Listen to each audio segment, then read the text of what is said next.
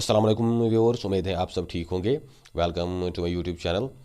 तो जैसा कि मैंने आपको बताया कि एक तो 11th और जो 12th के जो इंग्लिश हैं उनको तो इंशाल्लाह हम पढ़ाएंगे ही पढ़ाएंगे। तो उनको उनकी जो कुछ वीडियोस वो मैंने ऑलरेडी बनाए हुए हैं। जो दूसरे क्लासेस हैं 8th 9th 10th उनको भी इंशाल्लाह देखेंगे।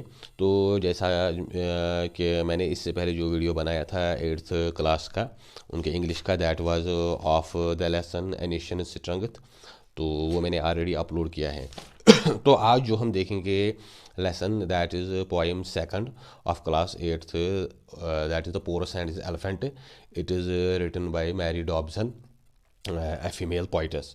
तो जो ये लेसन है it is actually based on a myth और अ लीजेंड। ये जो लेसन है उसकी जो बेस है, इसकी जो एक हिस्टोरिकल पर्सपेक्टिव है, तारीखी पस मंज़र है, ये एक्चुअली एक मिथ या एक जो लीजेंड है, एक वाक़ा है, एक किस्सा है, एक कहानी है, उस पर बेस्ड है। It is about the it is about Alexander great and his फू पोरस। तो जो अलेक्जेंडर ग्रेट था, सिकंदर आज़म था, जो दुनिया को फ़तह करने के लिए निकला फ्रॉम ग्रीस, यूनान से, and finally he arrived in India. और आखिरकार वो जो इलाके थे उसके रास्ते में आके उनको जीतता हुआ वो इंडिया पहुंच गया। तो इंडिया के जो बहुत सारे उस वक्त किंग्स थे, दे सबमिटेड टू हिम, वो उसके सामने झुक गए, उन्होंने उसके सामने सरेंडर किया। तो but there was a small kingdom in present day Punjab. तो उस वक्त के दौर में पंजाब के इलाके में एक हुकूमत थी जिसका एक किंग था, his name was Porus. He refuse to submit before Alexander, उसने अलेक्जेंडर के सामने झुकने से इनकार किया। Finally there happened a battle between the two kings, आखिरकार इन दो के दरमियान एक जंग हो गई on the banks of river Jhelum, Jhelum के किनारे। तो ये जो लेसन है, ये जो पोइम है, it is based on that very battle. And in that battle Porus was wounded, उस जंग में पोरस ज़ख्मी हो गया था। लेकिन जो कि इंडियन जो रूलर्स थे उनके उनकी रीत थी, उनका रिवाज था कि वो मैदानी जंग में हाथी ले आते थे, हाथियों पे सवार होते थे। तो जो उसका हाथी था, he was very loyal to his king, वो अपने मालिक से बहुत वफादार था। And he saved his life, उसने उसकी ज़िंदगी बचाई, उसकी जान बचाई। But he died due to the wounds, लेकिन जो ज़ख्म उसको लगे थे मैदानी जंग में, उसकी वजह से ये हाथी मर गया। So this lesson is actually about the loyalty of an animal towards his master. ये जो लेसन है इसकी जो बेस है वो ये है कि एक जानवर जो है वो अपने मालिक से कितना वफादार होता है। And he sacrificed his life, he do not hesitate to sacrifice his life for the sake of his master. वो अपनी ज़िंदगी कुर्बान करने से भी नहीं झिझकता है, in order to save the life of his master, ताकि उसका जो मालिक है तो उसकी जान बच सके। So this lesson is about that very incident. ये जो लेसन है ये असल में उसी इंसिडेंट के बारे में है, उसी वाक़े के बारे में है। So Porus and is elephant, Porus तो था वो किंग, एंड इज एलिफेंट और जो उसका हाथी है, ये इस पोइम का टाइटल है। The ballad gives an account of an elephant that saved the life of it is bounded master on the battle field. Ballad हम बोलते हैं ऐसी कहानी को जो नज़म या शायरी की सूरत में बयान की जाए। तो उसको अंग्रेज़ी लिटरेचर की टर्मिनोलॉजी में, लुगत में बैलाड कहते हैं। तो जो पुराने वक्तों में जो किस्से कहानियाँ होती थी या कोई स्टोरी होती थी, mostly they were in the form of poetry, अक्सर उनमें से पोइट्री की जो शक्ल में होती थी। जैसा कि अगर हम कोई पुरानी कोई बुक उठाएंगे इन पर्शियन और इन संस्कृत या कोई भी जो किसी भी लिटरेचर की हैं, mostly they are in the form of poetries, क्योंकि पुराने वक्त में जो किस्से कहानियाँ होती थी वो शायराना अंदाज में बयान की जाती थी। So this story is in that very perspective, ये लेसन जो है ये उसी अंदाज से, ये पोएम भी उसी अंदाज से बयान की गई है। तो the ballad gives an account of an elephant, ये जो बैलाड हैं, ये जो पोएम हैं, ये जो गीत हैं, ये हमें एक हाथी के बारे में बयान कर रही है, उसका अकाउंट उसके बारे में बोल रही है। That saved the life of it is bounded master, जिसने अपने ज़ख्मी मालिक को बचाया।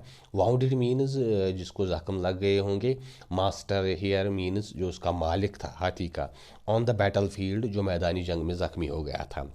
So this lesson is about that very story. The elephant face death, जो ये हाथी था उसको मौत का सामना करना पड़ा, उसको अपनी ज़िंदगी कुर्बान करनी पड़ी in order to save the life of Porus, ताकि उसका जो मालिक है, उसका जो आका है, उसकी ज़िंदगी बचाई जा सके। एंड दैट वाज पोरस, वो पोरस था। It shows the battlefield, it the elephant faces death in order to save the life of Porus. जो ये हाथी था उसने अपनी जान कुर्बान कर दी लेकिन अपने मालिक की ज़िंदगी बचा दी। It shows exemplary loyalty. इस लेसन से हमें एक मिसाली वफादारी का पता चलता है। Exemplary, that is a sort of example, जो एक मिसाल है। एंड करेज, और हिम्मत के बारे में पता चलता है कि एक जानवर जो है, he sacrificed his life for a human being. एक जानवर एक इंसान के लिए अपनी जान तक कुर्बान करने को कैसे तैयार हो जाता है। Animals like the elephant can express their emotions by crying और गास्पिंग। जो हाथी हैं, चूँकि उनकी जो आवाज़ें हैं वो महदूद होती हैं, जिससे वो अपने जज्बात का इजहार करते हैं। तो जो एलिफेंट होता है वो ज़्यादातर वो ट्रम्पेट की आवाज़ निकालता है। Express their emotions by crying और गास्पिंग। जो जानवर होते हैं वो अपने जज्बात का इजहार क्राइंग या तो चिल्लाने की सूरत में करते हैं, और गास्पिंग या वो गासिप की सूरत में ज़ोर ज़ोर से वो जो सांस लेते हैं उस शक्ल में, या क्राइंग जो चंगाड़ होती हैं, हाथी की आवाज़ होती है। Just as human is do by expressing themselves in words.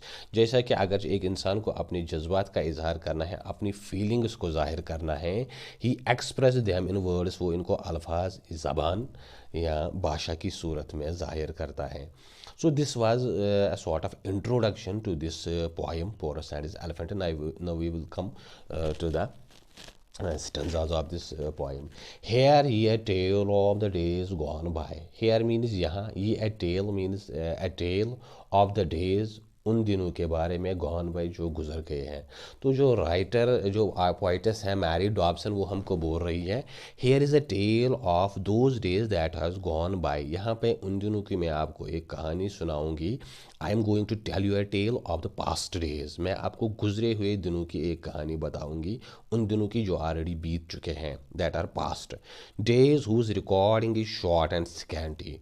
उन दिनों की बात बताऊंगी जब रिकॉर्डिंग, जब इंसान किसी चीज़ को लिखाई की सूरत में ज़्यादा रिकॉर्ड नहीं करता था। तो उस दौर के बारे में, बीसी की जो हिस्ट्री है, बिफोर क्राइस्ट, उसके बारे में हमको ज़्यादा लिखाई की सूरत में कुछ चीज़ें अवेलेबल नहीं है। थोड़ा बहुत हमें ये सिकेंट, बहुत ही कम, जो ज़्यादा अवेलेबल नहीं हो, दैट इज़ शॉर्ट, जो थोड़ा बहुत मुख्तसर हो। तो दैट मीन्स उन in those very days the recording is short and secant. उन दिनों में ज़्यादा जो रिकॉर्ड किया जाता था, जो हिस्ट्री थी, जो हमें उन दिनों के बारे में पता चल रही है, that is very limited, very scanty, वो बहुत कम है। चूँकि हमको उस टाइम की कुछ आर्कियोलॉजिकल एविडेंस मिलती हैं हिस्ट्री में, जिससे हम उन दिनों के बारे में जान सकते हैं, वरना उस टाइम के बारे में ज़्यादा कुछ लिखा नहीं गया है, या उस टाइम में कुछ लिखा नहीं गया है। This is tale that can never die. ये एक ऐसी कहानी जो कभी ख़त्म नहीं होगी। It will remain to the end of the day. ये आखिर वक्त तक लोगों के दिमाग, लोगों के जहन में रहेगी जब तक ये दुनिया कायम है। Told of a king and his elephant. This tale is about a king, एक बादशाह के बारे में, एक राजा के बारे में, एंड हिज एलिफेंट, और उसके हाथी के बारे में। उन दोनों के दरमियान क्या हुआ था उसी में।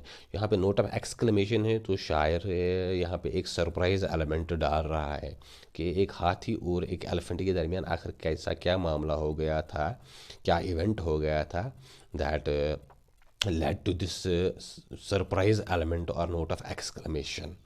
Out on the plain where the waters go.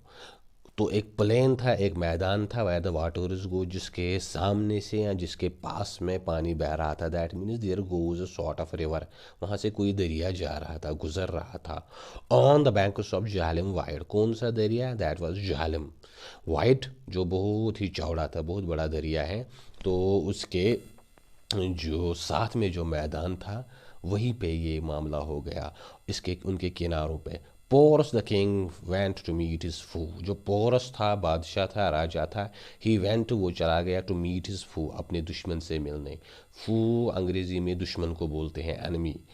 तो Porus the king in battle pride. Porus अपनी पूरी जंगी तैयारी के साथ, जंगी जोश जज्बे के साथ निकल आया मैदान जंग में, और he knew that he have to meet his enemy, क्योंकि उसको पता था कि उसको अपने दुश्मन के सामना करना है। उससे अब टक्कर लेने का वक्त आ गया है। ड्रॉन ऑफ इस एलिफेंट्स इन एरे, चूँकि इंडिया में रिवाज था पुराने वक्तों में, यहाँ पे जंगों में हाथियों को भी इस्तेमाल किया जाता था। हिंदुस्तान में चूँकि हाथी पाए जाते हैं, चूँकि ये एक बहुत बड़ा जानवर होता है, ये इंडियन जो किंग्स थे they use to bring elephants into war. पहले वो जो हाथियों की एक कतार खड़ी कर देते थे फौज के सामने, ताकि जो दुश्मन अगर हमला करे तो वो डायरेक्टली फौज पर अटैक न कर सके, और उनके जो घोड़े होते थे या दूसरी ऊँट, वो हाथियों को देखकर डर जाते थे। Drawn of is elephants in array, जो पोरस था उसने अपने हाथियों को एक कतार, एक लाइन की सूरत में सामने खड़ा कर दिया। Standing in state in unbroken rank, इनमें कोई कोई अनब्रोकन, कोई वो लाइन में कोई इधर उधर कोई चीज़ नहीं थी, बिल्कुल ही परफेक्ट लाइन में उन्होंने एक उनको बड़ी शान से खड़ा कर दिया। While Alexander the Great for fray led his troops on the other bank, और जो उसका दुश्मन था पोरस का, that was Alexander the Great, जो सिकंदर आज़म था। He was the king of Greece और मैसेडोनिया, और मैसेडोनिया से आया था, ग्रीक से, यूरोप से आया था, in order to conquer the whole world. उसका जो मकसद था कि मैं अब पूरी दुनिया को कनक्योर करूँगा। Finally he arrived in India, और जीतते जीतते वो इंडिया के इलाके में पहुंच गया, जहाँ पे पोरस के साथ उसकी टक्कर हो गई। For fray led of his troops on the other bank, Alexander लड़ने के लिए तैयार हो गया, और वो भी अपनी फ़ौज के साथ दूसरे किनारे पे इंतज़ार करने लगा। फॉर फ्रे, फ्रे means for this conflict, for this competition, for this clash, जो इनमें अब एक ही मुकाबला होने जा रहा था। लैड ऑफ हिज ट्रूप्स, वो भी अपने साथियों, अपने फौजियों, अपने सिपाहियों को ले आया ऑन द अदर बैंक, दूसरे किनारे पे।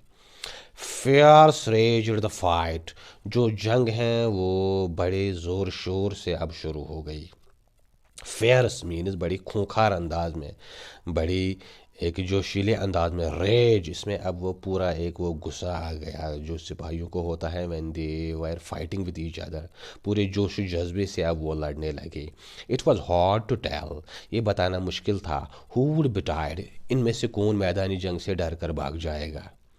बिटाइड मीन्स फरार होना, जो मैदानी जंग से डर कर फरार होते हैं, इनमें से कौन सी फौज भाग जाएगी, कौन सी बुजदिली दिखाएगी।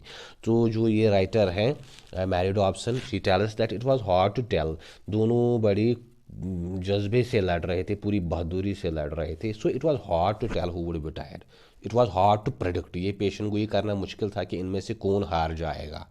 And they fought the more, जितना ये लड़ाई देर से इसका टाइम गुजर रहा था, ये लड़ाई भी ज़्यादा तेज़ हो रही थी, इसमें शिद्दत आती जा रही थी। Fell from his elephant sudden fell Porus the king, अचानक जो ये पोरस था he fell from his elephant, तो दुश्मन ने उसको कुछ हथियार मारा, कोई चीज़ उस पर चलाई, कोई हथियार चलाई, जिससे वो अपने इस हाथी से नीचे गिर आया, ज़मीन पर गिर गया। हु वॉज वाउंडेड सोर, और उसको बड़ा ही गहरा जख्म लग गया था। दैट मीन्स जो पोरस था अभी तक वो सिक्योर था, हाथी के ऊपर था, लेकिन अब वो इनसिक्योर हो गया था, अब वो अनकवर्ड हो गया था, अब उस पर दुश्मन अटैक कर सकता था, because he fell from his elephant, क्योंकि अब वो इस हाथी से नीचे गिर आया था। So this was these were the four stanzas of this poem. तो ये यहाँ तक हमने देखा कि जो पोरस था he fell from his elephant,